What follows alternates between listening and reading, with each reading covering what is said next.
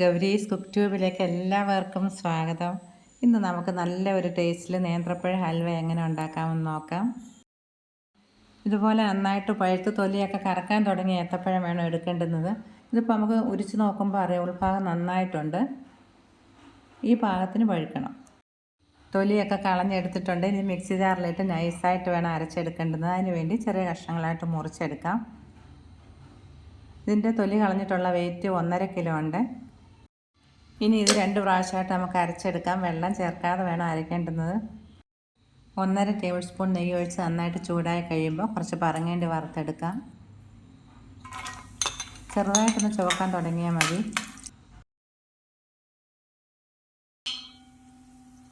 ഇനി ഇതിലോട്ട് അരച്ച് വെച്ചിരിക്കുന്ന പഴം ഒഴിച്ച് 10 മിനിറ്റ് ഒന്ന് വഴറ്റിയെടുക്കാം.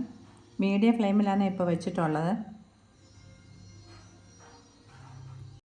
1.5 കിലോ പഴത്തിന് തൊലി കളഞ്ഞ ശേഷമുള്ള വെയിറ്റാണ്. 1/2 കിലോ പഞ്ചസാര നമ്മൾ ഉരുക്കി ചേർക്കുന്നുണ്ട്. 4 ടേബിൾ സ്പൂൺ വെള്ളവും കൂടെ ഒഴിക്കാം. ഉരുകി ഒന്ന് തിളയ്ക്കാൻ തുടങ്ങുമ്പോൾ തന്നെ ഇത് ഒഴിക്കണം. പാകപരുവൊന്നും ആകരുത്. കൈ വിടാതെ നല്ലപോലെ ഇളക്കി പഞ്ചസാര സിറപ്പ് ഇതിൽ നന്നായിട്ട് മിക്സ് ആകണം. അതിനുശേഷം ഒരു നാരങ്ങയുടെ ജ്യൂസും കൂടെ നമുക്ക് ചേർക്കാം. മീഡിയം സൈസിലുള്ള ചെറുനാരങ്ങയുടെ ജ്യൂസാണ് ഇപ്പോൾ ഒഴിച്ചത്. ഇനി ഇതിൻ്റെ കൂടെ നമുക്ക് 1/4 ടീസ്പൂൺ ഉപ്പുപൊടിയും കൂടെ ചേർക്കാം. മധുരം ഒന്ന് ബാലൻസ് ചെയ്യുന്നതിന് വേണ്ടിയാണ്. കുറുകി വരുന്ന സമയത്ത് ഇതുപോലെ ഇടയ്ക്കിടയ്ക്ക് നെയ്യ് ഒഴിച്ച് കൊടുത്ത് നന്നായിട്ട് ഇളക്കി കൊടുത്തോണ്ടേ ഇരിക്കണം. അതുപോലെ നമ്മൾ അലുവയൊക്കെ ഉണ്ടാക്കുന്ന സമയത്ത് എപ്പോഴും ചൂട് കട്ടിയുള്ള പാത്രം തന്നെ എടുക്കണം.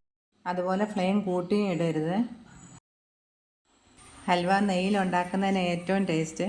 പിന്നെ നല്ലെണ്ണയിലും വെളിച്ചെണ്ണയിലൊക്കെ നമുക്കിത് ഉണ്ടാക്കാം. മൂത്ത് കഴിയുമ്പോഴേ നമ്മൾ ഒഴിച്ച എണ്ണയോ നെയ്യോ എന്താണെങ്കിലും അത് തിരിച്ച് വരികയും ചെയ്യും. അങ്ങനെ മൂത്ത പാകം അറിയുന്നത്. ഇല്ലെങ്കിൽ ഇല വെച്ച് തൊട്ട് നോക്കിയാൽ നമുക്കറിയാം മൂത്തിട്ടുണ്ടോ. അത് ഞാൻ കാണിക്കാം. വറുത്ത് വെച്ചിരിക്കുന്ന പറങ്ങേൻ്റെയും കൂടെ കുറച്ച് ചേർത്തിട്ട് വീണ്ടും നല്ലപോലെ ഒന്ന് ഇളക്കി കുറച്ച് നെയ്യും കൂടെ ഒഴിക്കണം. ഏകദേശം മൂക്കാറായിട്ടുണ്ട് ഇപ്പോൾ.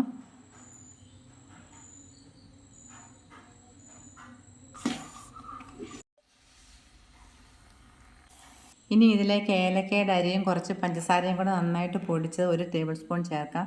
നല്ല മണം കിട്ടും. ഈ ഹലുവ സാധാരണ ഉണ്ടാക്കുന്നതിനേക്കാളും കുറച്ച് കൂടുതലായിട്ട് മൂപ്പിച്ചെടുക്കുന്നത് കുറേ ദിവസം കേടാകാതിരിക്കുന്നതിന് വേണ്ടി. ഇനി ഇതുപോലെ ഒരു ഇല എടുത്ത ശേഷം നമുക്ക് തൊട്ട് നോക്കാം. ഇതിലിപ്പോൾ ഒട്ടിയിട്ടുണ്ട്, അതുകൊണ്ട് ഹലുവ മൂത്തിട്ടില്ല. ആദ്യം നമ്മൾ ഇല വെച്ച് നോക്കിയിട്ട് ഇപ്പോൾ ഒരു 10 മിനിറ്റോളം ആയിട്ടുണ്ട്. ഇനി ഒരു പ്രാവശ്യം കൂടെ നോക്കാം. ഇല എടുത്ത ശേഷം ഇതുപോലെ നന്നായിട്ടൊന്ന് അമർത്തി തേക്കണം. ഒട്ടിയിട്ടില്ല, കണ്ട. അപ്പോൾ ഹലുവ നന്നായിട്ട് മൂത്തിട്ടുണ്ട്. സൈഡിൽ അതിൻ്റെ നെയ്യ് ഇറങ്ങി തുടങ്ങുന്നുണ്ട്. ഇനി ഒന്ന് ചായച്ച് വയ്ക്കുമ്പോൾ ആ നെയ്യ് ഇങ്ങനെ ഊറി വരികയും ചെയ്യും. ഇനി നമുക്ക് സ്റ്റവ് ഓഫ് ചെയ്യാം. ഇങ്ങനെ ഉണ്ടാക്കിയെടുക്കുന്ന ഹലുവ കുറേ നാൾ കേടാകാണ്ടിരിക്കും. ഇതിപ്പോൾ സെറ്റാവണമെങ്കിൽ 3-4 മണിക്കൂറാവും. രാത്രി ആയതുകൊണ്ട് നാളെ മുറിച്ച് നോക്കാം. രാത്രിയിൽ അത് നമ്മൾ വെച്ചിട്ടുണ്ടായിരുന്നു. ഇപ്പോൾ രാവിലെ നോക്കുമ്പോൾ നന്നായിട്ട് സെറ്റായിട്ടുണ്ട്. അപ്പോൾ ഇന്ന് മുറിച്ച് നോക്കിയിട്ട് അതിൻ്റെ ടേസ്റ്റും കൂടെ നോക്കാം. നല്ല ടേസ്റ്റുള്ള ഹൽവ ആയത് എല്ലാവർക്കും ഇഷ്ടപ്പെടുമെന്ന് വിചാരിക്കുന്നു. വീണ്ടും കാണാം. താങ്ക്